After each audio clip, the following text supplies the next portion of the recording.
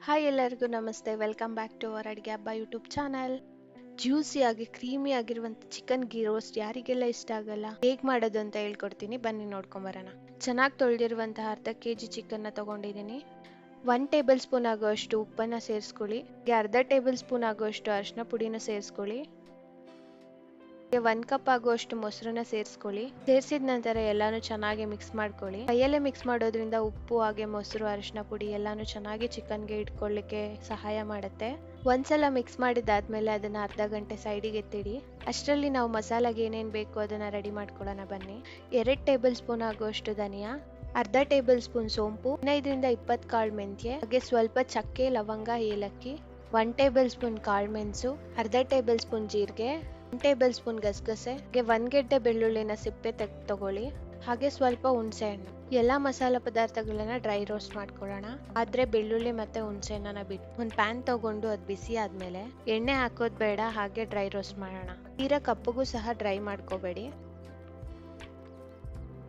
Roast ಮಾಡ್ಕೊಂಡಿರುವಂತಹ masala ಪದಾರ್ಥನೆಲ್ಲ ಒಂದು mixer ಜಾರ್ಗೆ transfer ಮಾಡ್ಕೊಳ್ಳಿ. ಮೊದಲೇ ತಗೊಂಡಂತಹ ಹುಣಸೆ ಹಣ್ಣು ಹಾಗೂ ಬೆಳ್ಳುಳ್ಳಿನೂ ಸಹ ಸೇರಿಸ್ಕೊಳ್ತಿದ್ದೀನಿ. ಹಾಗೆ 10 ನಿಮಿಷ ಮುಂಚೆನೆ ನೆನೆಸಿಟ್ಕೊಂಡಿರುವಂತಹ ಬ್ಯಾಡ್ಗೆ ಹಾಗೆ ಸ್ವಲ್ಪ ಖಾರದ ಮೆಣಸಿನ್ಕಾಯಿನೂ ಸಹ ಸೇರಿಸ್ಕೊಳ್ತಿದ್ದೀನಿ. ನೆನೆಸಿಟ್ಕೊಂಡಿರುವಂತಹ 15ರಿಂದ 20 ಗೋಡಂಬಿನೂ ಸಹ ಸೇರಿಸ್ಕೊಳ್ತಿದ್ದೀನಿ. ಹಾಗೆ ಕನ್ಸಿಸ್ಟೆನ್ಸಿಗೆ ತಕ್ಕಂತೆ ನೀರನ್ನು ಸಹ ಸೇರಿಸ್ಕೊಳ್ಳಿ. ನಾನಿಲ್ಲಿ ಮೆಣಸಿನ್ಕಾಯಿ ನೆನೆಸಿರುವಂಥ ನೀರನ್ನೇ ಸೇರಿಸ್ಕೊಳ್ತಿದ್ದೀನಿ. ಫೈನ್ ಆಗಿ ಪೇಸ್ಟ್ ಮಾಡ್ಕೊಳ್ಳಿ.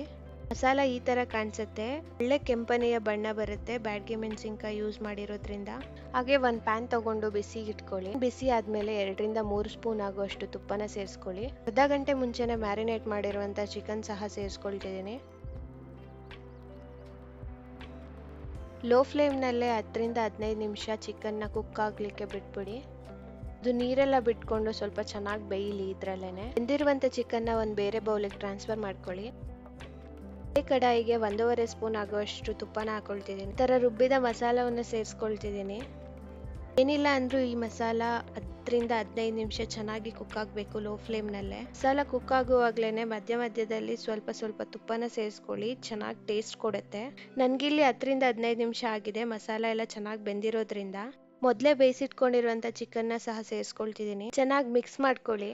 ನಂಗೆ ಯಾಕೋ ಸ್ವಲ್ಪ ಉಪ್ಪು ಕಮ್ಮಿ ಆಗಿದೆ ಅನಿಸ್ತು, ಅದಕ್ಕೆ ನಾನು ಇನ್ನೊಂದು ಸ್ವಲ್ಪ ಉಪ್ಪನ್ನ ಆ್ಯಡ್ ಮಾಡ್ಕೊಳ್ತಿದ್ದೀನಿ. ಹಾಗೆ ಸ್ವಲ್ಪ ಕರ್ಬೇವಿನ ಸೊಪ್ಪನ್ನ ಸಹ ಸೇರಿಸ್ಕೊಳ್ತಿದ್ದೀನಿ. ಬೇಯುವಾಗ್ಲೇನೆ ಮಧ್ಯ ಮಧ್ಯೆ ಸ್ವಲ್ಪ ತುಪ್ಪ ಸೇರಿಸೋದ್ರಿಂದ ರುಚಿ ಚೆನ್ನಾಗಿ ಬರುತ್ತೆ. ಎಲ್ಲಾನು ಚೆನ್ನಾಗಿ ಮಿಕ್ಸ್ ಮಾಡಿಕೊಂಡು ಲಿಡ್ ಕ್ಲೋಸ್ ಮಾಡಿ ಇನ್ನೊಂದು 10 ಮಿನಿಟ್ಸ್ ಬೇಯಿಸ್ಕೊಂಡ್ಬಿಟ್ರೆ ಲೋ ಫ್ಲೇಮ್ನಲ್ಲಿ ಚಿಕನ್ ಗೀ ರೋಸ್ಟ್ ರೆಡಿ ಆಗುತ್ತೆ. ನೀವೇ ನೋಡ್ತಿರ್ಬೋದು ಎಷ್ಟು ಚೆನ್ನಾಗಿ ಬಂದಿದೆ ಅಂತ.